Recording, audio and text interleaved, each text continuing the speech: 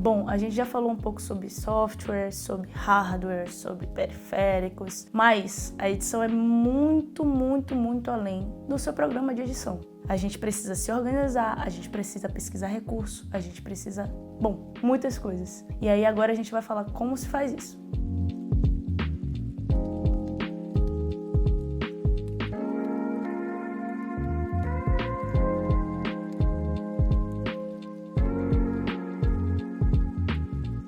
A coisa mais importante da sua rotina de edição, para além das suas habilidades de edição, obviamente, é a organização. Você precisa se manter organizado nas suas pastas do computador, dentro do seu projeto, do editor que você use, para tudo basicamente. Você precisa aprender a renomear arquivos, a criar pastas específicas. Por exemplo, eu tenho uma pasta de músicas e aí dentro da pasta de músicas eu tenho os moods, que são música triste, música feliz, música engraçada, enfim. Isso se aplica para tudo, efeito sonoro, imagem e assim vai. E aí por que isso, né?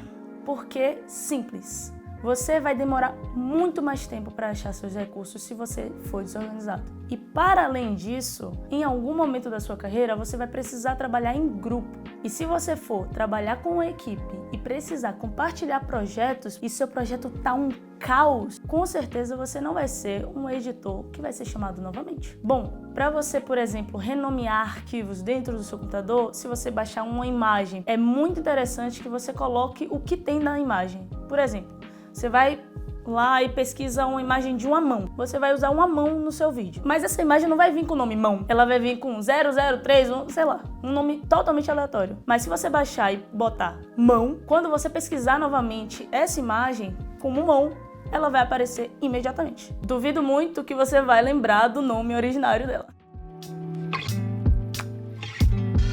E aí vamos falar um pouquinho como começa, o seu projeto de edição. Finalmente lá, editando. Como eu disse, organização tem que ser parte da sua rotina. Então a primeira coisa que eu particularmente faço é criar pastas dentro do Premiere com as nomenclaturas das coisas que eu vou utilizar. Por exemplo, eu crio uma pasta Brutos para colocar só os arquivos que vêm originais da gravação e que eu vou editar. Crio também uma pasta de Inserts. E dentro dessa pasta eu coloco tanto os efeitos sonoros quanto as imagens que eu vou utilizar. Dentro de Inserts visuais, que é uma subpasta de Inserts, eu separo entre imagem, no caso fotos, ou ilustrações, imagens estáticas e vídeos. Então tem duas subpastas aí separadas para elas. E também uma subpasta dentro de Inserts para os efeitos sonoros. E aí, para além disso, você cria as pastas que forem necessárias. Se você for aplicar uma música, cria uma pasta para música. Se você for, por exemplo, usar um arquivo do Photoshop, que não é uma imagem pronta, é um arquivo que você vai estar utilizando e editando ao vivo, como a gente já falou no passado, você pode criar uma pasta também para isso. Você vai criando as pastas de acordo com a sua necessidade com a edição que você vai fazer. E aí, depois disso, você cria a sua sequência. Não vou te dar nenhuma informação específica, porque você vai criar de acordo com o vídeo que você precise. O que eu costumo fazer dentro das minhas edições é começar a cortar o material e pegar as partes que são úteis para um vídeo final e deixar as partes do criador errando alguma palavra, ou gaguejando, ou em um momento de silêncio, a gente tira fora, dependendo do seu vídeo. Às vezes você quer deixar. Então, como eu disse, sempre saiba as suas necessidades e como aquele vídeo precisa ser. Ainda dentro do programa, a gente pode falar sobre plugins. Muitos deles são pagos, então nem todos são muito acessíveis. Existem muitos plugins gratuitos que podem te ajudar durante sua rotina de trabalho. E aí, para que esses plugins servem, né? Eles geralmente são um caminho mais curto para uma coisa que você demoraria muito mais para fazer se você fosse fazer manualmente. Então você tem a opção de fazer aquilo, você consegue e você pode aprender, inclusive, por exemplo, a fazer uma tremida de tela. Se você quiser fazer a tela tremer, você consegue fazer isso manualmente. Mas existem plugins que facilitam isso e deixam muito mais rápido. Mas cuidado com os plugins, tá?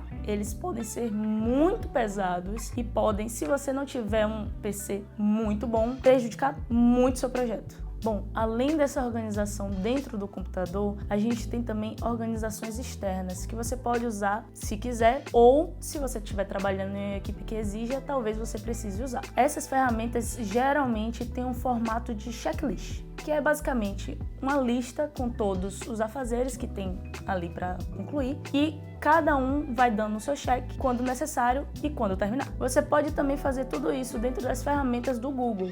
Então você tem o Google Sheets, que é uma ferramenta de planilha, por exemplo, que você pode organizar também a sua lista de afazeres.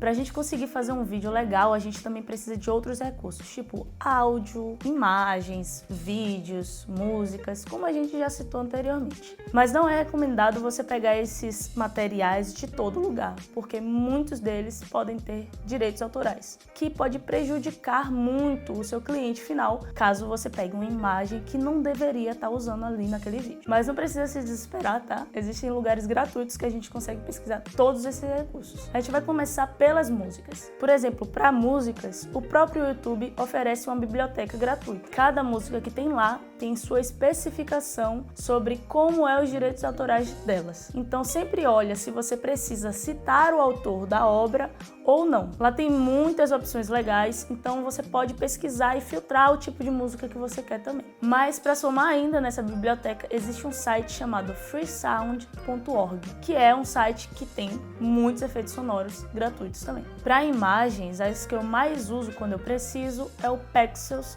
e o Pixabay.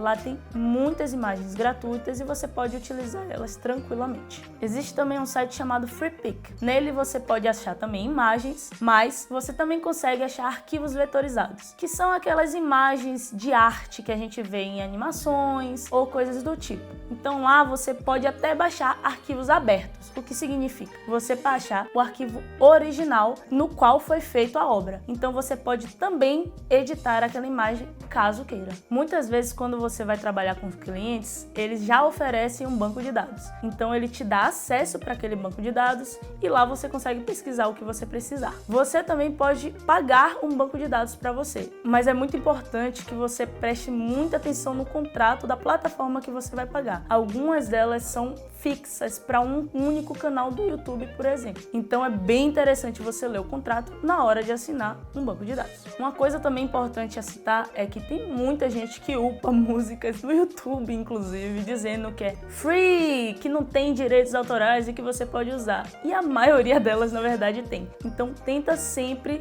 se conter na biblioteca do YouTube, que lá você consegue recurso suficiente e vai ser muito, muito mais seguro para você e para o seu cliente. E aproveitando que eu tô falando de sites, esse não é exatamente para recursos, mas é um que ajuda muito a gente quando a gente precisa. Chama remove.bg. É um site que basicamente você bota a imagem que você quer tirar o fundo. Então ele vai automaticamente retirar. Obviamente, nem sempre acerta, mas ele funciona a maioria das vezes e ajuda muito. Uma coisa muito importante também pra gente é o armazenamento. Quando falta armazenamento no nosso computador e a gente não pode apagar nenhum arquivo, rola bastante, você pode recorrer a armazenamentos em nuvens, que são sites que oferecem espaço, basicamente, para você guardar seus arquivos. Existem muitas opções, mas o Google também oferece uma. Chama Google Drive e você tem até um aplicativo que você pode baixar e instalar no seu computador e ele fica uma pastinha como se fosse do seu computador mesmo. Bom, para o Google Drive, por exemplo, ele tem uma versão gratuita, que ele te dá ali uns gigazinhos para você usar, mas existe a versão paga, que é bem maior o armazenamento, e aí você pode investir se você precisar. Também nesses armazenamentos de nuvens é muito importante você ler o contrato quando você for comprar ou pagar por algum serviço desse. Tem muitas limitações em alguns deles, então fique muito atento. Já para seu armazenamento físico, o ideal é que você tenha pelo menos 2 HDs e de preferência do modelo SSD. Um deles nem precisa ser tão grande, ele é só para você instalar seus programas e o sistema que você vai usar no seu computador. No outro é onde você vai armazenar suas mídias. E a gente, recomenda dessa forma porque é a maneira mais eficaz. Vai facilitar o uso dos programas, eles vão funcionar muito mais rápido e também vai facilitar seus armazenamentos de mídia para trocar de pasta e etc. Existem modelos mais antigos de HD, tá? Mas eles são físicos, então um tombo no seu computador, uma encaixada errada de peça pode estragar, perder todos os seus arquivos, tá? Então toma muito cuidado com isso. Existem também as opções de HD e SSD externos. São basicamente componentes igual ao HD e ao SSD normal do computador, só que instalados externamente do seu PC. E você vai conectar com um cabo, geralmente, tal qual um celular que você conecta no seu PC. Porém, a gente tem que prestar atenção que esses componentes não estão ligados diretamente na sua placa-mãe, ou seja, a velocidade que eles trabalham é bem menor do que o comum daqueles que estão dentro do seu computador. Por exemplo, o HD externo, ele pode queimar se você quiser editar um vídeo nele, porque ele não aguenta esse tipo de coisa. Então toma muito cuidado quando você for investir, tá? Pensa bem qual a sua necessidade, novamente, com o que você precisa. Bom, você deve estar se perguntando, pra que tanto armazenamento? Eu edito um vídeo aqui, exporto e acabou, né? Mas não é bem assim. Em algumas situações, seu cliente pode voltar, sei lá, 6 meses depois, pedindo para você fazer uma correção naquele trabalho que você fez muito tempo atrás. Então é muito importante você manter um backup por um tempo bom até. Eu costumo manter com 6 meses e sempre aviso o cliente que depois dessa data, os arquivos dele vão ser apagados. Então assim, sempre deixe o seu cliente ciente e sempre mantenha um backup até por pura segurança mesmo. Às vezes é até um vídeo que já foi ao ar e tudo mais, mas você quer salvar alguma mídia, alguma coisa que você gostou. Então sempre faz o backup dos arquivos que você acha necessário e que você não pode perder. É importante fazer esse backup em um lugar que vai estar salvo, de preferência na nuvem, porque, como eu disse, os arquivos dos HDs físicos podem ter problemas, os HDs físicos podem queimar ou podem ter qualquer problema no meio de caminho, assim. Então, sempre mantenha seus backups na nuvem e se precisar pagar alguma nuvem, paga para você fazer isso com muito mais segurança, tá? Você lembra lá no começo que eu falei, bom, a edição não é só o seu computador e o programa que você usa? Então, a edição é principalmente a sua saúde. Se você não estiver bem, você não trabalha. Por exemplo, é muito importante que você mantenha uma rotina diária de exercícios, mesmo que isso pare 15 minutos para se alongar. É essencial, porque o corpo da gente precisa disso, tá? Outra coisa importante é você levantar a cada 30 minutos, porque você não quer machucar seu corpo e ele precisa se movimentar. Além de seguir aquelas dicas de ergonomia que eu dei lá no começo, você também precisa beber muita água e não só passar o dia inteiro no computador. Eu sei que tem joguinhos legais depois que você termina de trabalhar, mas existe um mundo lá fora e você precisa um pouco sair disso. Outra coisa também, se você usa óculos, pega um óculos com proteção de luz azul, que é o tipo de luz emitido pelos monitores. Isso diminui o estrago nas nossas vistas. Ainda na sua visão, existe outra coisa que você não pode fazer. Você não pode ficar em um ambiente completamente escuro na frente de um monitor. Isso prejudica muito suas vistas, então sempre deixa a luz do teto ligada para você trabalhar ou qualquer coisa. E não adianta nada comprar a melhor cadeira do mundo, a mesa perfeita, inclusive apoio de pé. Compra um apoio de pé. Não adianta nada se você vai ficar na cadeira assim. Não faz isso, pelo amor de Deus. A longo prazo você pode causar lesões seríssimas que não só vão te prejudicar no seu trabalho, como na sua vida no geral, tá? Então é isso, não tem mistério, galera. Cuida do seu corpo, se movimenta e bebe água. Bom, agora que você já sabe editar, já sabe como se portar, já sabe tudo, a gente precisa falar como você consegue trabalho, né? De longe, as ferramentas mais efetivas para esse tipo de coisa são as redes sociais. É por lá que você pode mostrar seu trabalho e se incluir na comunidade a qual você vai fazer parte. Então, por exemplo, sempre fica atento com as hashtags de edição e com as divulgações de trabalhos, procurando editor, etc. Então sempre divulga teu trampo, posta o videozinho que você editou, que você animou, não importa. Posta lá seu trabalho, usa as hashtags bonitinhas, porque muita gente acompanha as coisas pelas hashtags, e deixe seus dados sempre fáceis para contato, tá? Mesmo que seja pela própria rede, deixe sempre sua DM aberta ou um e-mail para contato. É muito importante também você se atentar a como você se comporta e o que você fala nas redes sociais. Lá é sua vitrine, então às vezes você dá uma opinião que não precisava em algum assunto muito polêmico e isso pode fechar portas para você. Então tenta pelo menos se manter assim, neutro, dentro do possível. Claro, se posicionar é muito importante, até porque se posicionar também abre muitas portas, mas não demais. Ainda nesse assunto, se atente sempre ao que você curte e ao que você compartilha nas suas redes. Quando alguém vai te contratar, ela acha você na rede social e vai saber a sua vida. Então sempre deixa isso de uma maneira mais profissional possível, né? Não dá pra ficar curtindo coisas indevidas, vamos dizer assim. Caso você queira ter um perfil mais pessoal, onde você curte suas coisas indevidas, é também muito comum fazer 2 perfis, um perfil profissional e um perfil pessoal. De preferência, manter o pessoal fechado. Como eu disse, a rede social também é muito importante para você se envolver na comunidade. E é dela, na verdade, que você vai tirar a grande maioria dos seus trabalhos, do networking. O que é networking, né? Basicamente, é a comunidade daquele serviço que você faz. Então, por exemplo, existe uma comunidade de editores de vídeo. E se você tiver amizade com um ou com outro, você pode ser indicado para uma vaga. A grande maioria das oportunidades são indicações, tá? Então tenta mesmo assim manter o contato com as pessoas. E, por exemplo, eu estou em muitos grupos de WhatsApp e recomendo que você faça também. Então, se você puder, entre em todos os grupos da sua comunidade.